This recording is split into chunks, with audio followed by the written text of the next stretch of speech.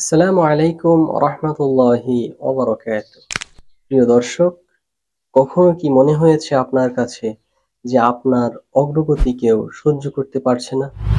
মুখে হাসি নিয়ে কথা বলছে আপনার বন্ধু, কিন্তু আপনার ভালো সে সহ্য করতে পারছে না।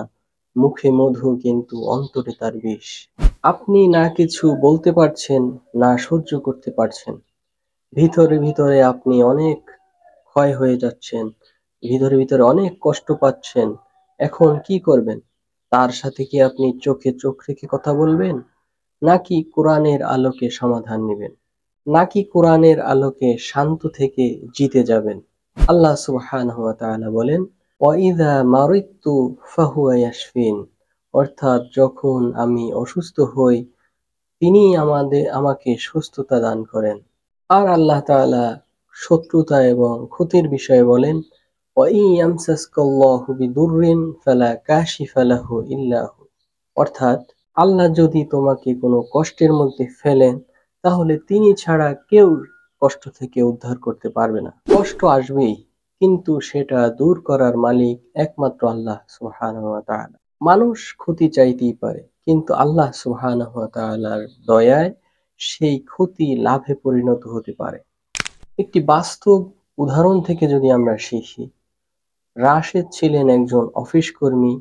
সে ঠিক মতো তার অফিস করে, অফিসের সকলেই তাকে সম্মান করে, সে সর্বদা নিজের কাজের ব্যাপারে দায়িত্বশীল।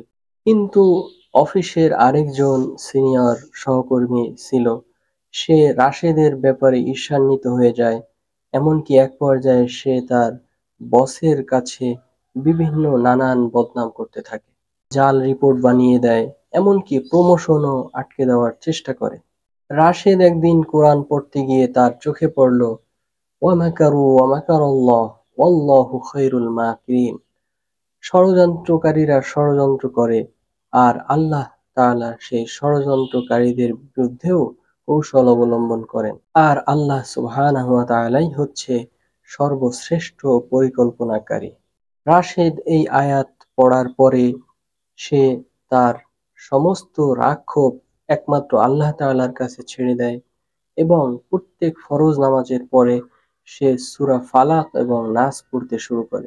কয়েকদিনের মধ্যেই সেই রাশেদের সহকর্মীর মিথ্যা ষড়যন্ত্র ফাঁস হয়ে যায় এবং বস সেই রাশেদকে বলে, রাশেদ, সত্যিই তুমি অনেক ধৈর্যশীল। রাশেদ তখন বুঝলো, মানুষ যতই শত্রুতা করুক না কেন, আল্লাহ যদি চায় তাহলে সেই শত্রুতা থেকে মুক্তি দিতে পারেন, সেই শত্রুকে তিনি ঠেকাতে পারেন। রাসূল সাল্লাল্লাহু আলাইহি ওয়াসাল্লামের জীবনে কেমন ছিল? কুরাইশরা রাসূল সাল্লাল্লাহু আলাইহি ওয়াসাল্লামকে গালি দিত, কিন্তু রাসূল সাল্লাল্লাহু আলাইহি ওয়াসাল্লাম কোনোদিনই নিজের জন্য বদলা নিতে যাননি। রাসূল সাল্লাল্লাহু আলাইহি ওয়াসাল্লামকে মারতো, কিন্তু রাসূল সাল্লাল্লাহু আলাইহি ওয়াসাল্লাম কখনো তাদের বদলা নেননি।